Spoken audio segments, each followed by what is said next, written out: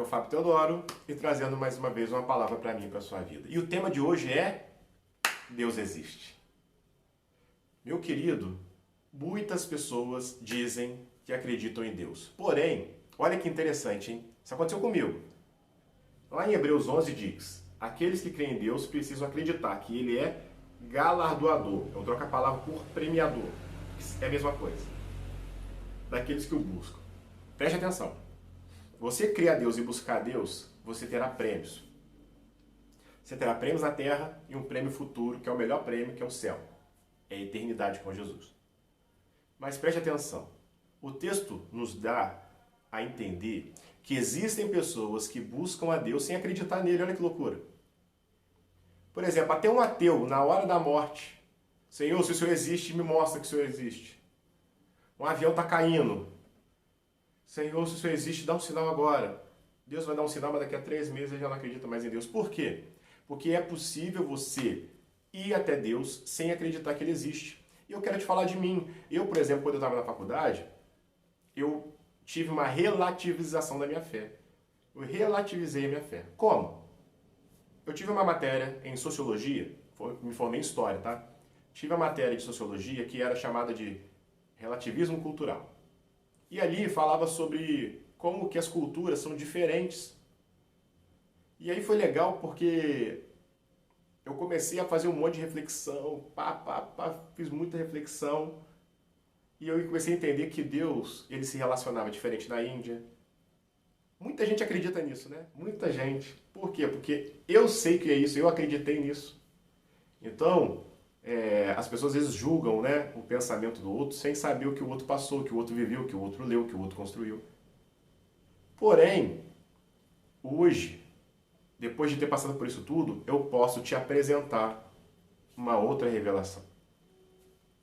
Eu estava vendo um vídeo não, uma entrevista com um pastor. Ele estava falando de um pastor que estava numa tribo, e nessa tribo era costume o anfitrião dar ao seu visitante a sua esposa, como assim, uma intimidade. Olha que loucura.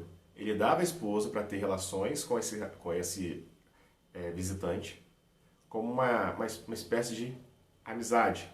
Como aquilo era cultural, provavelmente aquilo era aceitável naquele país. O cara não ia ser visto como corno, a mulher não ia ser vista como uma mulher mal falada, né? etc, etc, etc.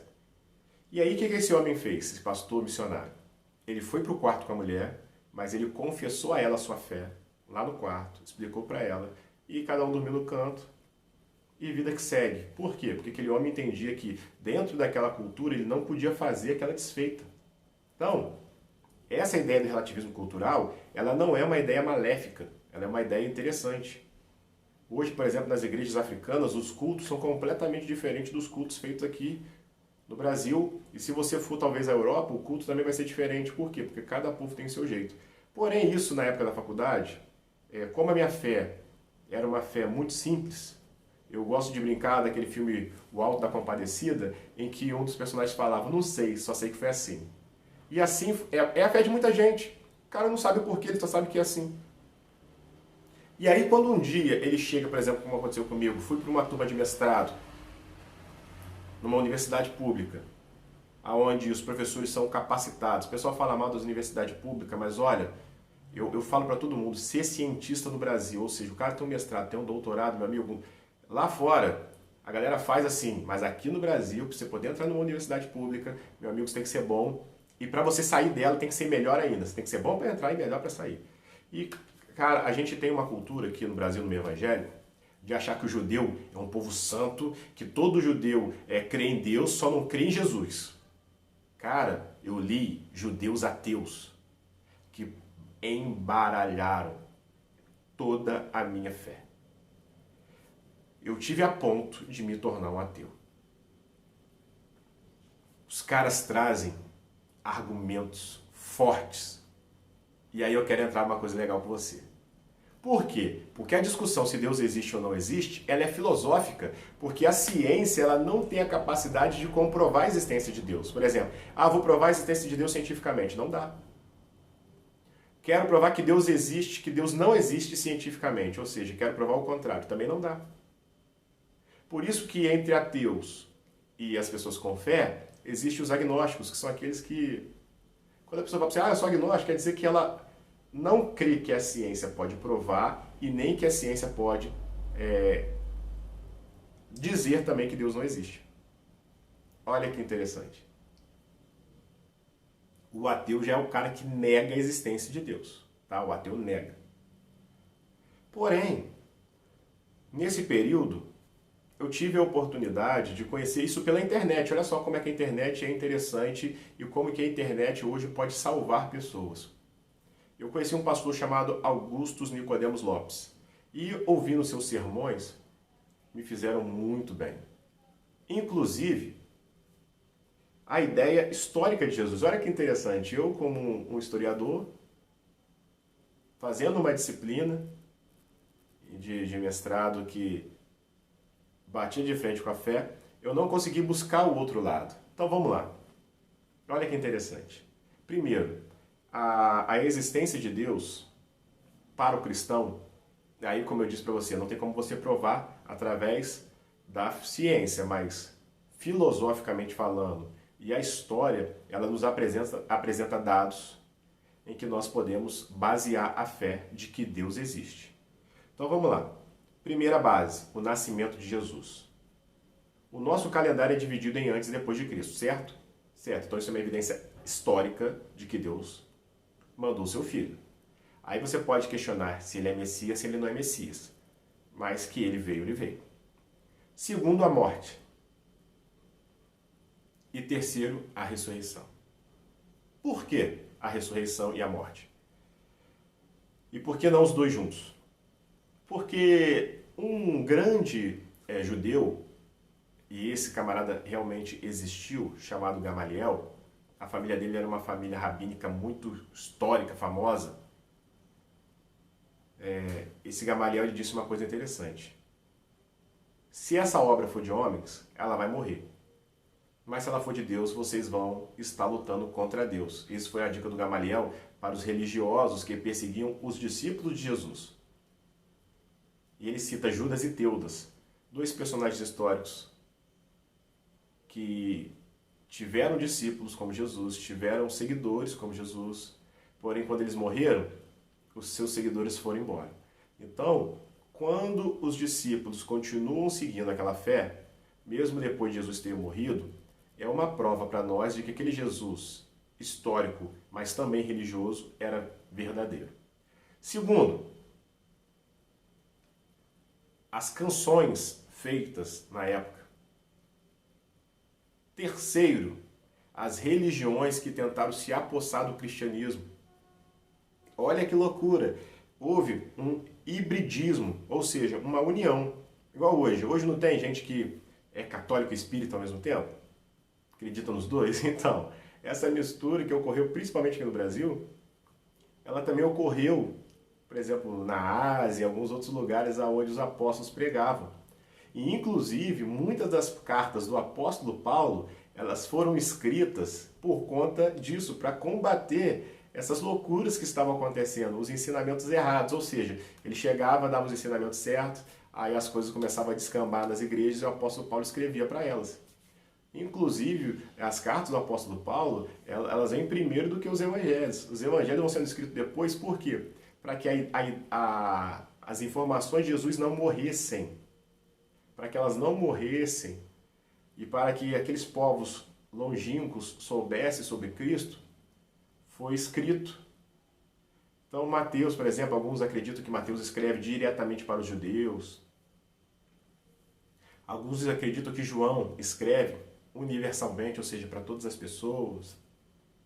Então é muito legal. Acredito que Marcos foi o primeiro evangelho. Mas vamos voltar agora para a história, lá no Império Romano. O Império Romano matava cristãos. Agora você imagine, uma pessoa morreria por uma fé, se essa fé não fosse num ser histórico, onde aquelas pessoas naquele período pudessem saber se Jesus era um charlatão ou não, se os seus discípulos eram charlatões ou não. Então, olha que legal. Isso foi fortalecendo a minha fé. E hoje eu consigo entender agora com uma base histórica, com uma filosofia cristã forte, que aquele versículo que diz, lá em João 3,16, que Deus amou o mundo de tal maneira, que deu o seu Filho unigênito, para que todo aquele que nele crê não pereça, mas tenha vida eterna, hoje para mim faz todo sentido. Que Jesus veio. Vamos fazer uma analogia como se nós estivéssemos numa Cracolândia. Sabe, aquele pai que só tem 2 filhos, e o filho está lá na Cracolândia, e ele chega para o filho mais velho e fala, por favor, vá lá e traz seu irmão de volta. Talvez uma possibilidade de perder os 2. Porque a Bíblia fala que Jesus foi ao deserto para ser tentado por Satanás, ou seja, Satanás poderia tentar roubar Jesus de Deus. Ele fala, tudo isso te darei se prostrado me adorares, ou seja, se coloca de joelho e me adora, que eu te dou tudo. Jesus foi para o deserto para ser tentado, e quem levou Jesus para o deserto foi o Espírito Santo. Olha que loucura. É como se fosse essa analogia da Cracolândia. Deus manda o seu filho. Você mandando o seu filho buscar o mais novo lá na Cracolândia. Por quê? Porque nós fomos criados para termos relacionamento com Deus. E Deus nos ama tanto, que Ele mandou o seu filho, seu próprio filho, para vir aqui e nos resgatar. E o pior de tudo é que Jesus, para fazer isso, Ele teve que ser humilhado. Ele teve que apanhar. E Ele teve que morrer na cruz. Então, hoje, estamos próximo à Páscoa, é interessante a gente pensar nisso. Deus existe? Na minha concepção, sim, porque a história nos apresenta dados sólidos de que Jesus nasceu, morreu e ressuscitou. E ele falou, na casa de meu pai há muitas moradas. E ainda fala, eu vou preparar lugar. Ou seja, Jesus está lá trabalhando, está lá preparando para a gente. E vai chegar um dia, creio eu, que Ele voltará e nos buscará. Jesus está voltando. A Bíblia fala que aquele que crê não será condenado. Ou seja, a fé em Jesus, ela te leva a um outro patamar de relacionamento com Deus.